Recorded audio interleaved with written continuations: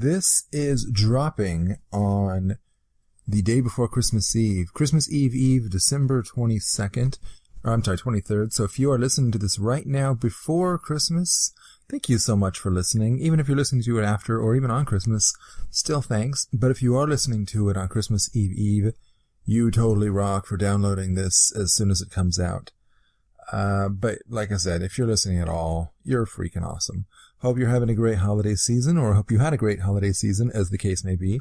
I am here to tell you about our new episode dropping in 2 weeks. I don't know if you've caught it by now, but we drop something every 2 weeks. It's either a minisode or the full episode, and they alternate. Obviously, the minisode you listen to discover what movie we're going to be watching and talking about in 2 weeks, so that if you like, you can plan ahead. You could watch it yourself and then make your own decision on if you will be on the side of Laura this time and like the movie, or if you will not like it so much. The movie in question is Never Before Kissed. It stars the affable Drew Barrymore and has earned a 57% rating on Rotten Tomatoes, so not that great. Like I said, Laura will be defending it. So, yeah, watch it, see what you think, make sure to download the episode. And as for right now, we had a little Christmas discussion about some of our favorite and least favorite holiday movies, and I'm going to share that with you right now. Hey guys, so for this... Hi. Hey. So for this minisode... Okay, always the rebel. For this minisode, we're just... Oh, what's weird? Oh, so you just yelled assemble, and all of a sudden I'm sitting at this table. Yeah. I was having a sandwich a minute ago. So for this minisode, we're just going to briefly talk about we're going to do a Christmas movie we like and a Christmas movie we don't like. Ideally, our favorite and least favorite. So, in the spirit Lauren, of the season. Indeed. Lauren, this was your idea. You want to give us a start? Yes, thank you, Sam. It was my idea because I love Christmas, you guys. I really enjoy it. I love the whole damn season, and movies are the best part of it. I get to pull out all my DVDs and watch things I've watched a million times. Very favorite, obviously, of all time, and no one's going to question me on this, would be It's a Wonderful Life. It's a perfect, not only Christmas movie, but movie. The whole story of George Bailey from childhood to adulthood, and the hard life he's led, and the lessons he has to learn about what's important. It's funny, it's heartfelt, it's Christmassy, it's a perfect movie. There's a reason they played it every damn year, and you would watch it every single time. It's so good. You're talking about the colorized version. That's the best. How dare you! Black and white, as Christmas was meant to be seen. It is the only way to do it. I know my tree is black and white. It's the only way, yeah. Exactly. Oh, it's a perfect movie. You can watch it any time of year, but Christmas is best. And I will say, just because I want to cheat and have a second film, Elf with Will Ferrell is also a beloved favorite. Those two are top shots. If I miss those, I'll feel sad.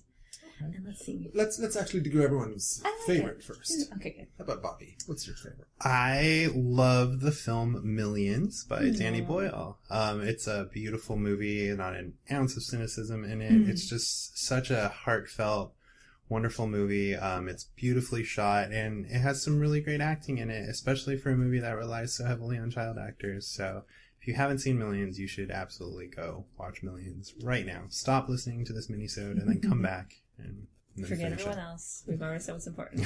Absolutely agree about it. That's a great movie. Cool. You want to go, Laura? Oh, I love National Lampoon's Christmas Vacation. I think that movie is a classic. I love the scene with Christmas lights, and they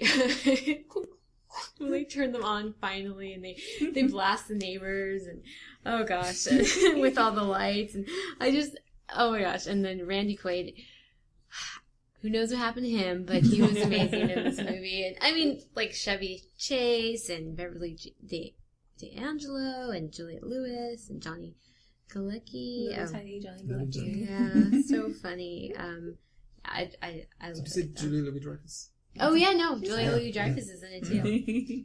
Good stuff. Yeah. Well, I have. It's hard for me to choose because I really.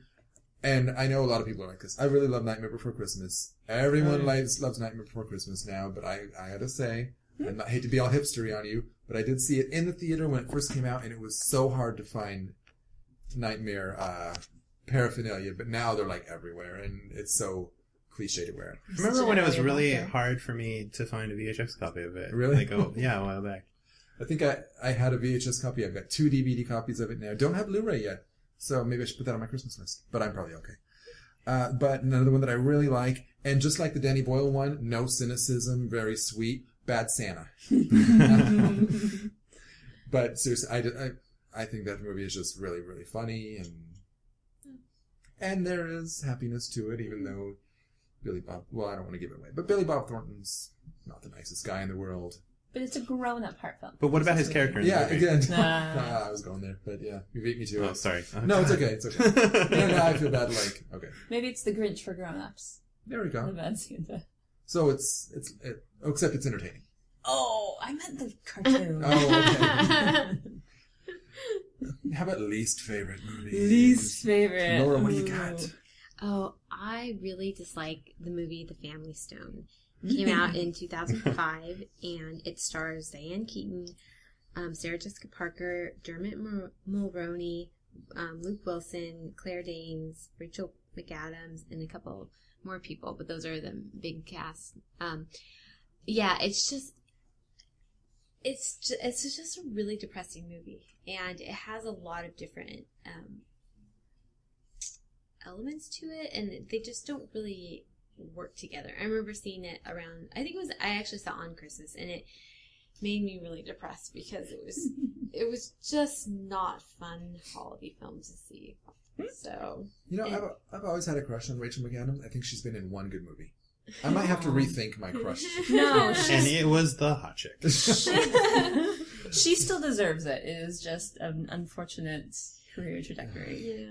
Yeah, okay. How about you, Bobby? Okay, so this is directly to the people in my generation. We need to give it up. I get it. I liked it when I was a kid, but Home Alone is not a good movie. It's a movie that's selling us toys, and it's a mess, and it's pandering, and to quote Selma Hayek in Dogma, only the devil could make that piece of crap. So that's my movie. How about you, Lauren?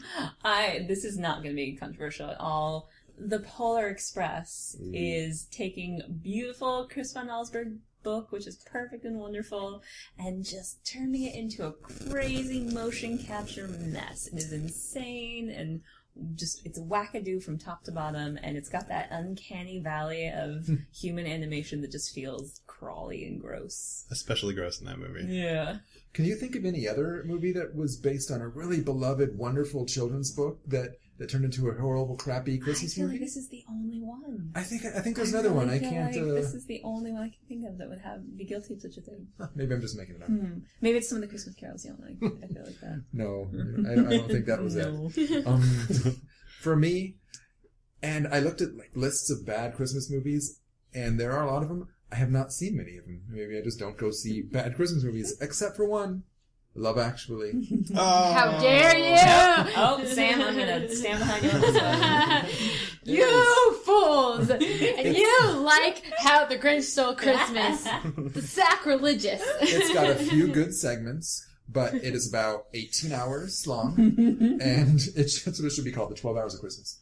And it's just You say treacly. that about Love Actually when we watched 2 hours of The Grinch? Oh, The Grinch was bad. The Grinch was bad, but It felt like you know what it is, and it is. It's probably not as bad as it. It's probably Not as bad as you're saying it is. Yeah. That's correct. But it's not as bad as everyone you're saying it is. freaking loves that movie, and so it's got the Wicked effect where it's not as good as everyone says. It may not be, I don't know.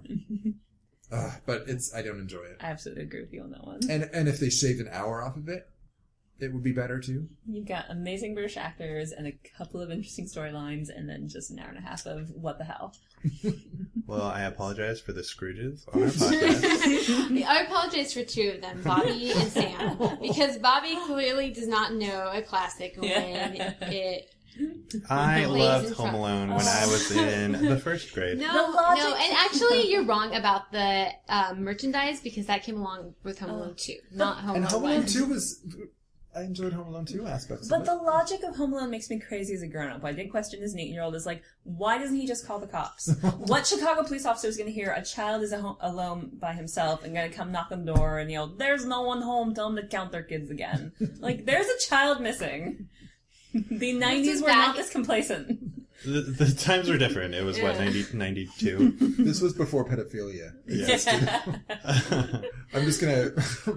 While I was researching Christmas movies, I looked at the Wikipedia, and one of the ones that said it was Lethal Weapon, and this was the plot synopsis. It said, recently widowed undercover cop is teamed up with cop who's too old during the holidays to solve a murder. And I love that.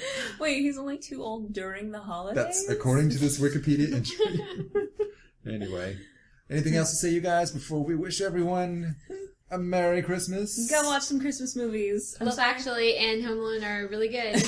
Oh, and National Lampoon's Christmas Vacation. Actually, Love Actually is bad. But No! The best version of Christmas Carol is the 1951 with Alistair Sim. Watch it, it's the best. did you? Oh, you must not have seen Mickey's Christmas Carol. Well, that one's charming too. Yeah, it is. I like that. If you're going for purity, though. Okay. Or the Muppets. Muppets Christmas Carol. Second best. Do you guys want to weigh in on the best Christmas Carol movie? Ooh, Scrooged is pretty amazing. that's good. I like the Muppet one. That's pretty good. Fair enough. And the Doctor Who special. That was much like Yes. the Christmas Oh. If we're going to get into Christmas specials, Whoa, TV it's gonna be specials, crazy. we got Charlie Brown. We'll be here all night. Yeah. Maybe we'll do this next year. That'll be Best Christmas nice. specials. Let's save up for the next one. Yeah. Right. Merry Christmas, Happy And- Holidays. Happy Holidays, everyone. And remember that love actually is all around. I'm gonna kill you. I feel it in my feet. I feel that song's kind of fun, actually. But Bill Nighy's Actually, a good song, not like all the songs from How the Grinch Stole Christmas. The Jim Carrey version. I'm gonna have to fade this stuff Peace. out because we keep going. Enjoy your burrito. There you have it. Short episode right now, just telling you what our next movie will be and sharing our Christmas movies, which is probably for the best anyway, as I'm on a crunch myself. Still have Christmas things to do. Hope you have, or as I said, had a wonderful holiday season, and we will see you in 2 weeks. Thanks for listening.